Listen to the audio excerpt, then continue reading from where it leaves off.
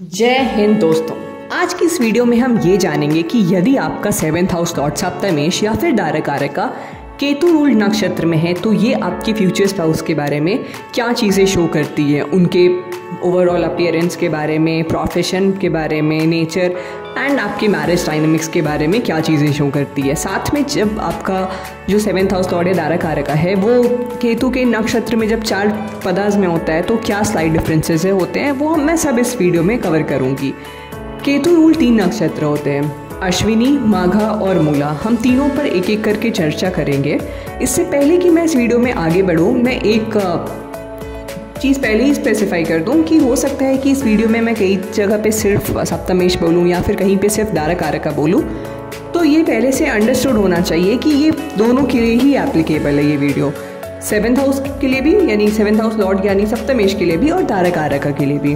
तो चलिए हम इस वीडियो में आगे बढ़ते हैं। यदि आपका 7th हाउस लॉर्ड या फिर धारक अश्विनी नक्षत्र में है तो अश्विनी नक्षत्र के अंडर आने वाले स्पाउसेस काफ़ी डायनामिक, एनर्जेटिक और एडवेंचरस होते हैं। इनका नेचर काफ़ी क्विक और एक्शन ओरिएंटेड होता है, जो हर सिचुएशंस में अपने डिसीजंस लेने के लिए रेडी रहते हैं।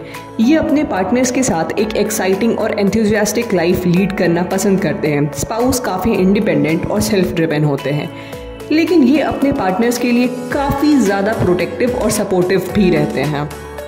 इमोशनली ये काफ़ी वार्म और अफेक्शनेट होते हैं, लेकिन कभी कभी थोड़ा इम्पेशेंट हो सकते हैं। ये चैलेंजेस को एज अ अपॉर्चुनिटी देखते हैं और अपने लाइफ गोल्स के लिए काफ़ी पैशनेट होते हैं। स्पाउस का इंक्लिनेशन फिटनेस और फिजिकल एक्टिविटीज़ लाइक स्पोर्ट्स या फिर जिमिंग की तरफ हो सकता है, क्योंकि इनका नेचर काफ़ी एक्टिव होता है। स्पाउस की अपीयरेंस पे बात करें तो अश्विनी नक्षत्र के स्पाउस का फिजिकल अपीयरेंस काफ़ी अट्रैक्टिव और वेल मेंटेन्ड होता है। ये जनरली फिट और एनर्जेटिक पर्सनालिटी के साथ नजर आते हैं। इनका फेशियल फीचर्स बहुत शार्प और ग्लोइंग स्किन से एडॉन्ड होता है। इनका जो प्रेजेंस होता है वो बहुत ज़्यादा मैग्नेटिक और कॉन्फिडेंट प्रेजेंस होता है, जो कि नेचुरली लोगों को उनकी तरफ अट्रैक्ट करता है। फर्दर उनका जो ड्रेसिंग स्टाइल है वो बहुत स्टाइलिश और मॉडर्न होती है, जो उनके यूथफुल ऑरा को रिफ्लेक्ट करती है। स्पाउस की प्रोफेशन की पे अगर हम डिस्कशन करें तो स्पाउस का जो प्रोफेशन है वो फास्ट पेस्ड और डायनामिक फील्ड से रिलेटेड हो सकता है, जैसे sports, defence, medicine, specially surgery branch और एंटरप्रेन्योरशिप। ये अपने इंडिपेंडेंस और क्रिएटिविटी को वैल्यू करते हैं, इसलिए ये उन फील्ड्स में एक्सेल करते हैं जहां इनोवेशंस और क्विक डिसीजन मेकिंग ज़रूरी हो। स्पाउस का इंक्लिनेशन लीडरशिप रोल्स की तरफ हो सकता है। फर्दर अगर मैं ओवरऑल मैरिज डायनामिक्स के बारे में बात करूं तो शादी में स्पाउस काफ़ी एनर्जेटिक और स्पॉन्टेनियस होते हैं, जो रिलेशनशिप में एक्साइटमेंट और फ्रेशनेस लाते हैं। ये अपने पार्टनर की ज़रूरत और डिज़ायर्स को समझने की कोशिश करते हैं, लेकिन कभी कभी उनका इम्पल्सिव नेचर मिसअंडरस्टैंडिंग क्रिएट कर सकता है। मैरिज काफ़ी लाइवली और एडवेंचरस होती है, जिसमें दोनों पार्टनर्स न्यू एक्सपीरियंसेस एक्सप्लोर करते हैं। अगर मैं चरण की बात करूं तो यानी चारों पदास की बात करूं तो अगर आपका धारक या 7th हाउस लॉर्ड पहले चरण में है तो ये शो करता है कि आपके स्पाउस एडवेंचरस और इंडिपेंडेंट नेचर के हैं, जो हर सिचुएशन में लीडर की तरह एक्ट करते हैं। वहीं जब आपका 7th हाउस लॉर्ड या धारक दूसरे चरण में है यानी दूसरे पदा में है तो ये शो करेगा कि आपके स्पाउस बहुत प्रैक्टिकल और स्टेबल स्पाउस होंगे, जो मटेरियल कंफर्ट और लग्जरी को प्रायोरिटाइज करेंगे। जब आपका सप्तमेश या फिर धारक तीसरे पदा में है तो ये शो करेगा कि आपके स्पाउस हाईली इंटेलेक्चुअल है और कम्युनिकेटिव स्पाउस है, जो हर कन्वर्सेशन में क्यूरोसिटी और एंथुजियाज्म लेकर आते हैं। वहीं जब आपका 7th हाउस लॉर्ड या धारक कैंसर नवमांश मतलब कि चौथे चरण में है तो ये शो करेगा कि आपके स्पाउस बहुत ज़्यादा इमोशनली नर्चरिंग स्पाउस है, जो अपने पार्टनर्स के इमोशंस का ख्याल रखते हैं और फैमिली ओरिएंटेड होते हैं।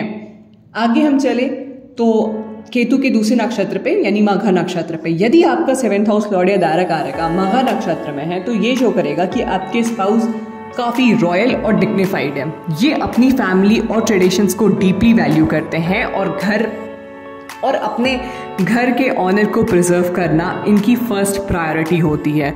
उनका नेचर ऑथोरिटेटिव और कमांडिंग होता है, लेकिन वो अपने पार्टनर के लिए काफ़ी लविंग और प्रोटेक्टिव भी होते हैं।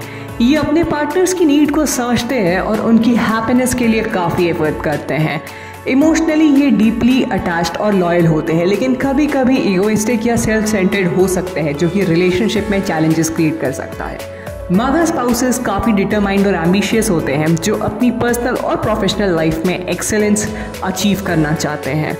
स्पाउस का अपीयरेंस की बात करूं तो जो सबसे पहली चीज़ माघा नक्षत्र नेटिव्स में होता है कि आपके स्पाउस बहुत लॉयल और मैजेस्टिक होते हैं। इनका पर्सनालिटी काफ़ी अट्रैक्टिव और अटेंशन ग्रैबिंग होता है। उनके फेशियल फीचर्स शार्प और एक्सप्रेसिव होते हैं, जो उनके कॉन्फिडेंट नेचर को रिफ्लेक्ट करता है। ड्रेसिंग सेंस क्लासी और एलिगेंट होता है, जो उनके रिफाइंड टेस्ट और सोफिस्टिकेशन को शोकेस करता है।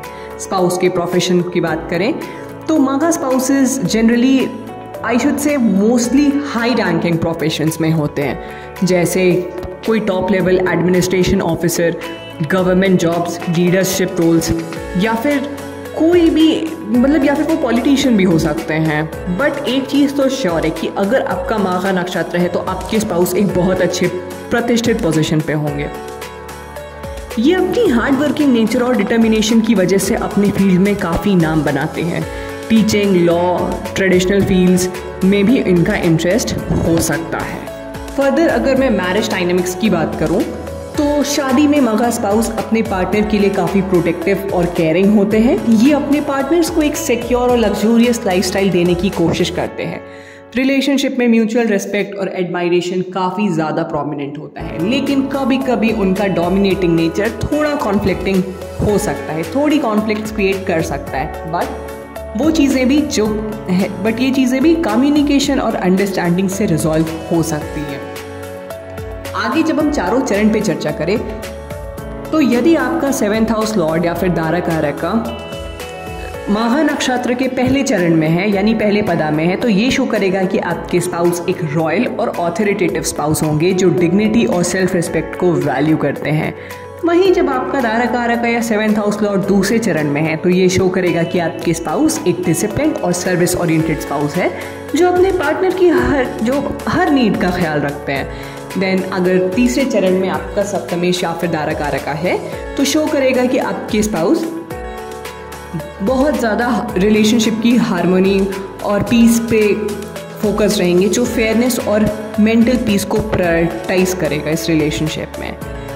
अगर लास्ट चरण यानी कि आपका जो धारा कारक या सप्तमेश है वो माघा नक्षत्र के चौथे चरण में है तो ये शो करेगा कि आपके स्पाउस बहुत इंटेंस और पैशनेट स्पाउस है, जो डीपली कमिटेड और इमोशनल होते हैं।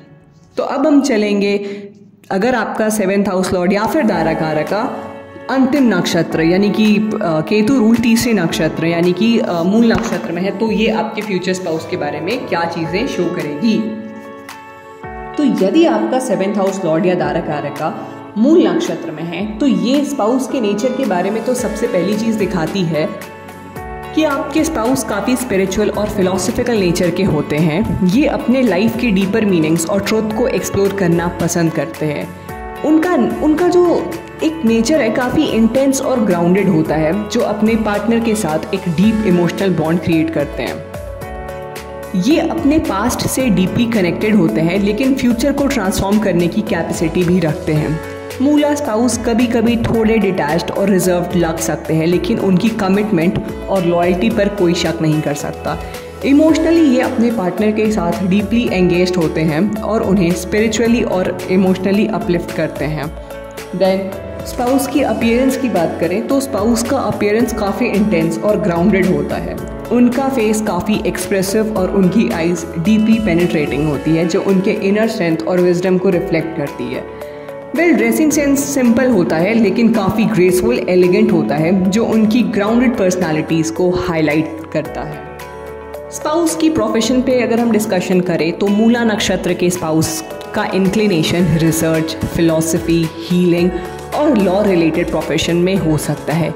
ये उन फील्ड्स में काफ़ी एक्सेल करते हैं जहां एनालिटिकल थिंकिंग और इन डेप्थ नॉलेज की ज़रूरत हो।